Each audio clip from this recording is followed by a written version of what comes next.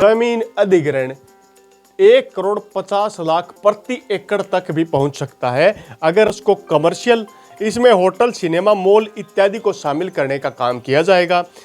नमस्कार साथियों, कैसे हैं आप सभी? आप सभी का एक बार फिर से स्वागत है हमारे चैनल पर।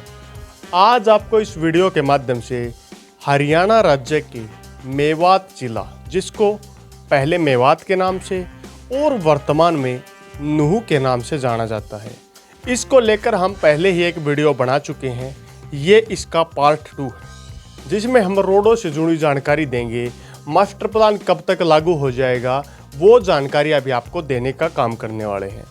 हरियाणा के पिछले जिलों में शामिल, मतलब वे जिले जहां पर विकास कार्य ना के बराबर हुआ, उन जिलों में शामिल हरियाणा के मेवात के पिछड़ेपन के पीछे कई कारण हैं। यहाँ पर कुछ राजनीतिक कारण, कुछ अक्षेत्रवाद के कारण भी इस अक्षेत्र का विकास नहीं हो पाया। अगर मेवात की बात करें तो मेवात के लिए कई बार सरकार और प्रशासन द्वारा वादे किए गए कि इस एरिया के लिए खास प्लान लेकर आया जाएगा, लेकिन वो प्लान केवल कागजों में ही सिमट कर रह गया। कभी धरातल पर वो प्लान न उतर पाया। उसके पीछे भी कई कारण हैं। अगर मास्टर प्लान्स की बात करें तो मेवात क्षेत्र में पहले भी मास्टर प्लान्स आ चुके हैं, लेकिन मास्टर प्लान्स को फाइनल प्लान तक पहुंचने में ही लंबा समय लग गया। सबसे पहले ड्राफ्ट प्लान को तैयार किया जाता है और ड्राफ्ट प्लान को तैयार करने के बाद उस प्लान को फाइनल का रूप देने के लिए उसको प्रशासन द्वारा मंजूरी दिलाकर फाइनल डेवलपमेंट प्लान 2031 वर्तमान में मेवात क्षेत्र में बना हुआ है। अगर इस प्लान की बात करें तो इस प्लान के तहत मेवात क्षेत्र में लगभग 15 के आसपास नए रोड बनाए जाएंगे, जिनमें 2 पेरिफेरल रोड के साथ साथ सेक्टर डिवाइडिंग रोड भी बनाने का काम होगा। आने वाले समय में अगर बात करें मास्टर प्लान की, तो फाइनल मास्टर प्लान को मंजूरी मिल चुकी है और फाइनल मास्टर प्लान जब तैयार हो जाता है तो उस प्लान को बिल्कुल फाइनल करके ही एडजस्ट किया जाता है। मतलब प्लान के चेंज होने में संभावना ना के बराबर ही होती है। अब बात करते हैं जिला मुख्यालय नुहू शहर व राजस्थान सीमा से सटे हरियाणा के फिरोजपुर जिरका समेत बात करें मेवात और नुहू का भी प्लान जिला योजनाकार विभाग द्वारा तैयार करने का काम किया गया, जिसके तहत अगर हम सड़कों की बात करें तो मेवात क्षेत्र को नई सड़कों में शामिल 2 नए बाईपास देने का भी काम किया जाएगा, जिनमें सबसे पहले बात करें वर्तमान में गुरुग्राम से दिल्ली या अलवर रोड की बात की जाए तो जिसे V4 नाम इस मैप के अंदर शो किया गया है। V4 का मतलब नेशनल हाईवे और साथ में 60 metre green belt both side, मतलब ये नेशनल हाईवे वर्तमान में शहर के अंदर से क्रॉस करता है और यहाँ पर 60 मीटर की ग्रीन बेल्ट दोनों एरिया में, मतलब पहले से यह हाईवे बढ़कर तैयार हो चुका है और बड़ी संख्या में यहाँ से यातायात एक स्थान से दूसरे स्थान पर जाता है। अब बात करते हैं V2 wide peripheral road. Mewat क्षेत्र में वाइड पेरिफेरल रोड बनाने का काम किया जाएगा और यह सालाहेड़ी और जोगीपुर के साइड के क्षेत्र से बनाने का काम किया जाएगा, जिसमें बात करें तो 45 metre wide with 30 metre wide green belt on both side, मतलब 45 मीटर का रोड रहेगा, 30 मीटर की ग्रीन बेल्ट दोनों साइड में बनाने का काम किया जाएगा। इसी प्रकार V2 रोड इसके बिल्कुल अपोजिट साइड में, मतलब सालाहेड़ी और जोगीपुर के बिल्कुल अपोजिट साइड में नुहू शहर को क्रॉस करके दूसरा पेरिफेरल रोड बनाने का काम किया जाएगा।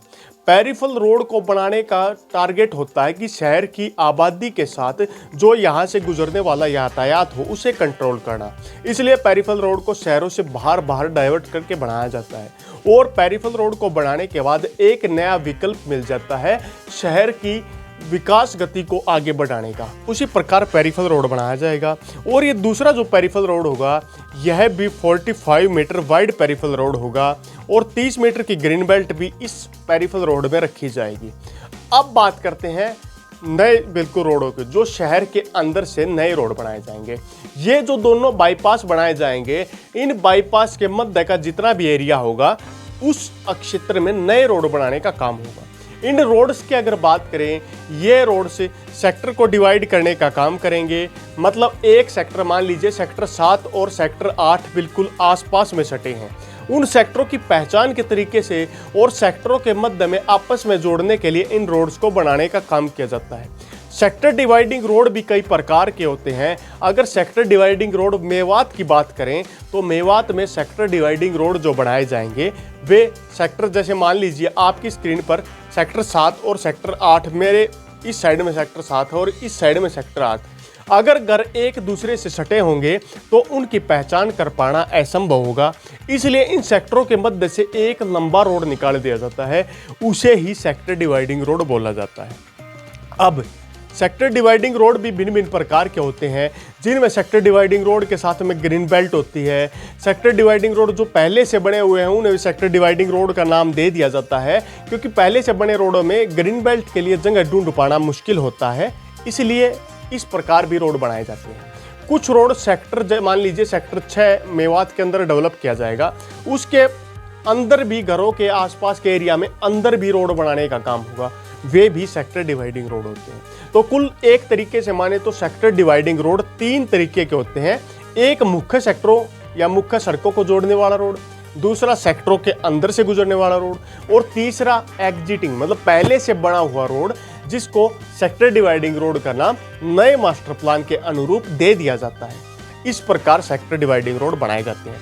तो यहाँ पर 3 प्रकार के सेक्टर डिवाइडिंग रोड होते हैं। सबसे पहले V3 सेक्टर डिवाइडिंग रोड, जिसमें 45 मीटर वाइड ग्रीन बेल्ट के साथ इस रोड को बनाया जाता है। ये मुख्य सेक्टर रोड होते हैं। अब आता है सेक्टर डिवाइडिंग रोड में V3A। यह सेक्टर डिवाइडिंग रोड होता है जिसमें 30 मीटर वाइड ग्रीन बेल्ट के साथ इस रोड को बनाया जाता है। अब आता है V3B sector road exiting road. ये मतलब पहले से बना हुआ एग्जिटिंग रोड होता है। इसमें कोशिश की जाती है कि ग्रीन बेल्ट दोनों सेक्टरों के मध्य के एरिया में रखी जाए। अब बात करते हैं मेवात अक्षेत्र में सेक्टर 8 को औद्योगिक अक्षेत्र और मेवात या नुहू, जिसे शहर में sector 1, sector 2, sector 5, sector 9, sector आवासीय सेक्टर के रूप में विकसित करने का काम किया जाएगा। इसी प्रकार मेवात के क्षेत्र में सेक्टर 10 को कमर्शियल, इसमें होटल, सिनेमा, मॉल इत्यादि को शामिल करने का काम किया जाएगा। सेक्टर 12 मेवात में पब्लिक, सेमी पब्लिक यूज में और नुहू में जो विकास कार्य होगा उसमें मुख्य रूप से अगर बात करें जो मेवात या नुहू क्षेत्र में विकास कार्य इन फ्यूचर होने वाला है, उसमें जोगीपुर रोड पर विकास कार्य काफ़ी बड़ी संख्या में होंगे। इसी के साथ वर्तमान नुहू या मेवात से पलड़ी रोड पर भी विकास कार्य बड़ी संख्या में होंगे। तावड़ू रोड पर भी विकास कार्य बड़ी संख्या में होंगे। सोहना रोड, होडल और जोगीपुर रोड, इन रोड पर जो वर्तमान में नुहू या मेवात से दूसरे एरियाज में जाते हैं, इनमें विकास कार्य काफ़ी तेज़ी से आने वाले समय में होने वाले हैं। अगर विकास कार्यों की बात करें तो मास्टर प्लान के प्रारूप को देखें तो इन फ्यूचर मेवात क्षेत्र को सेल्फ डिपेंडेंट बनाने का भी प्रयास किया जा रहा है, क्योंकि यहाँ पर औद्योगिक एरिया को बढ़ाने का भी काम होगा। यहाँ पर नई नई कंपनियाँ, फैक्ट्री आने की इच्छुक होंगी, उसके बाद इस एरिया का विकास होगा। अब अगर आपको बारीकी से मास्टर प्लान को भी देखना है तो इसी वीडियो से जस्ट पहले हमने एक वीडियो अपलोड करने का काम किया है जो मेवात नुहू मास्टर प्लान को दिखाने का काम करती है। आप उस वीडियो पर भी बारीकी से जाएं, जब आपको पूरा का पूरा मास्टर प्लान समझ में आएगा। अब जानते हैं दूसरा पॉइंट। कुंडली मानेसर पलवल एक्सप्रेसवे के साथ साथ में 5 नए शहरों को बसाने का भी काम होगा, उसमें भी काफ़ी एरिया मेवात क्षेत्र, नुहू क्षेत्र का आ जाएगा। दूसरा खास पॉइंट बढ़ता है हरियाणा के क्षेत्र में ऑर्बिट रेल कॉरिडोर के साथ भी इसकी कनेक्टिविटी हो जाएगी। और तीसरा सबसे खास पॉइंट, वर्तमान में रैपिड रेल ट्रांसपोर्ट सिस्टम के तहत दिल्ली से अलवर की जो लाइन जाएगी वो भी मेवात नुहू क्षेत्र के नज़दीक से क्रॉस करती हुई जाएगी। उससे अलवर से लेकर के और दिल्ली तक की मेवात क्षेत्र की कनेक्टिविटी काफ़ी अच्छी हो जाएगी।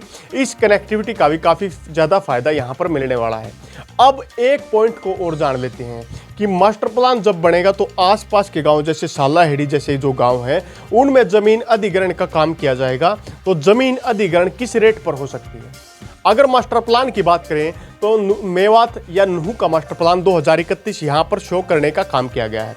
अगर इस मास्टर प्लान को हम देखें तो यहाँ पर 2031 डेडलाइन होती है, तो 2025 या 26 में अगर डेवलपमेंट का काम तेजी से होता है तो यहाँ की ज़मीन को अधिग्रहण करने का काम किया जाएगा। अगर 2025-26 में यहाँ की ज़मीन का अधिग्रहण की बात की जाए तो ज़मीन के मुआवजे का रेट जो होगा वो काफ़ी ज़्यादा संख्या में होगा।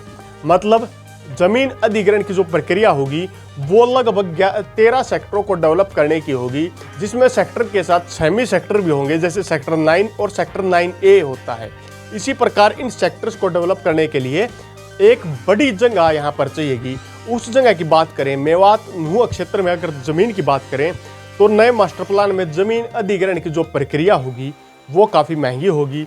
यहाँ पर अगर ये प्रोजेक्ट टाइम से पहले आ जाते हैं तो यहाँ पर ज़मीन अधिग्रहण 1,50,00,000 प्रति एकड़ तक भी पहुँच सकता है, अगर रैपिड रेल जैसे बड़े प्रोजेक्ट समय से पहले तैयार हो जाते हैं। तो अगर इससे विपरीत रहता है तो भी ज़मीन के रेट इतने कम नहीं होंगे जितने वर्तमान में यहाँ पर रेट है।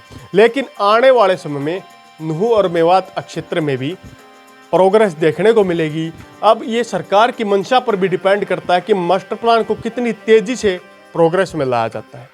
आपको इस वीडियो के माध्यम से काफ़ी बारीक जानकारी हमने देने का काम किया। अगर आप बारीकी से और भी जानकारियाँ चाहते हैं तो इससे जस्ट पहले पड़ी या पार्ट 1 की वीडियो आप देखने का काम कर सकते हैं, उससे भी बारीक जानकारी आपको वहां पर मिल जाएगी। इसी प्रकार अगली वीडियो तक आप लोगों से विदा लेते हैं। तब तक के लिए जय हिंद, जय भारत।